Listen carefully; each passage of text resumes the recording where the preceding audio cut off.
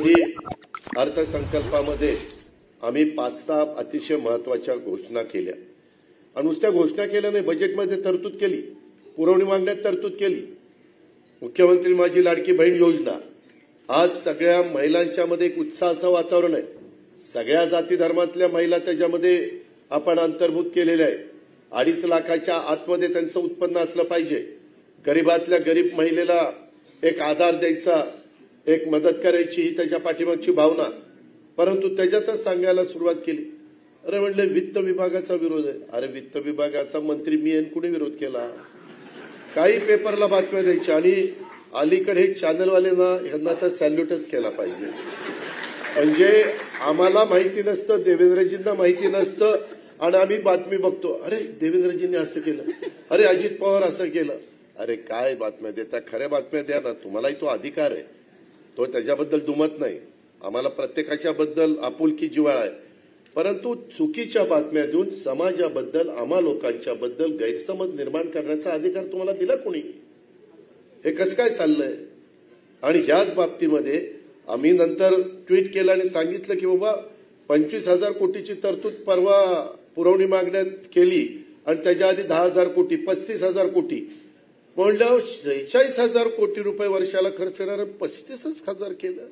अरे म्हणलं शाळ्या, April May जून महिना गेलाय, 3 महिने वर्षातले आर्थिक संपले, आर्थिक वर्ष असतं, राहिलेत 9 महिने, 9 महिन्याला 35,000 रुपये लागतात। असं होय, मला कळलंच नाही। अरे मग विचार ना, विचारल्यानंतर उत्तर देतो ना आणि तुझी समजूत पण काढतो, कुठे चुकलं तर माघार घेतो। मी पण असं म्हणत नाही आम्हाला सगळीच अक्कल आहे। जिथं मी सगळ्यांना सांगतो, जो माणूस काम करतो तोच चुकतो ना, काम करत नाही ते नुसताच चकाट्या पेटवत फिरतोय, नुसत्याच घोषणा करत होतो। चला कामच करत नाही तर कसं चुकेल?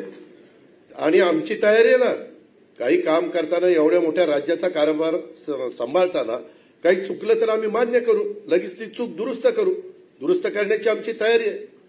आम्ही सगळंच, आमचा सगळंच बिनचूक आहे असा माझा दावा किंवा आमच्या सहकाऱ्यांचा दावा कुणाचाच नाही। त्याच्यामुळे ह्याची नोंद अण्णाभाऊ साठेंच्या जयंतीच्या निमित्तानं आपण जरूर घ्यावी। आणि त्याच्यामध्ये किती काही केलं तर मागच्या निवडणुकीत काय झालं त्याच्या खोलामध्ये मी फार जात नाही, ते आपल्याला सगळ्यांना माहिती आहे। परंतु इथून पुढच्या काळामध्ये देखील काम करत असताना फक्त खरं काय ते समजून घेण्याचा प्रयत्न आपण केला पाहिजे। तसं बघितलं तर माझा मातंग समाज अतिशय प्रामाणिक समाज आहे, कष्टाळू आहे, त्यांच्यात गुणवत्ता आहे, त्यांच्यात क्षमता आहे, त्यांच्यात प्रावीण्य आहे। या समाजाला केवळ संधी उपलब्ध करून द्यायची गरज आहे आणि संधी मिळाली तर तिचं सोनं करण्याची कसपणे ताकद ही माझ्या मातंग समाजामध्ये आहे, त्यामध्ये तिळमात्र शंका नाही। परंतु हे सगळं करत असताना त्यामध्ये आपल्याकडनं देखील कुठं यत्किंचितच काही चूक होता कामा नये। आपण पण उत्साहाच्या पोटी आता कार्यक्रम सुरू झालाय, मुख्यमंत्री आलेत, उपमुख्यमंत्री बसलेत, सगळे बसलेत, व्यवस्थितपणे हार तुरे झालाय। तरी इथनं कोणतरी येते मला हार घालायचा, कुणीतरी येते मला बुके द्यायचा, कुणीतरी येते मला शाल घालायची। अरे घालायची सगळ्यालाच घालायची, परंतु काहीतरी शिस्त पाळा ना। ते कितीदा बशा उठ्या काढाल। एकनाथराव शिंदे शाळेत शिकताना कधी शिक्षकांनी इतक्या उठ्या बशा काढायला लावल्या? गळ्याच्याच खोटं बोलत नाही, एवढ्यांदा उठ्या बशा उठा, काय चाललंय काय?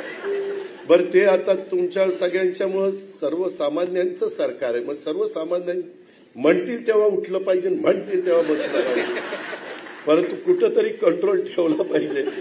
त्याच्यामुळे तुम्ही पण जरा व्यवस्थितपणे आपल्या माणसाचा मान आपणच ठेवायचा।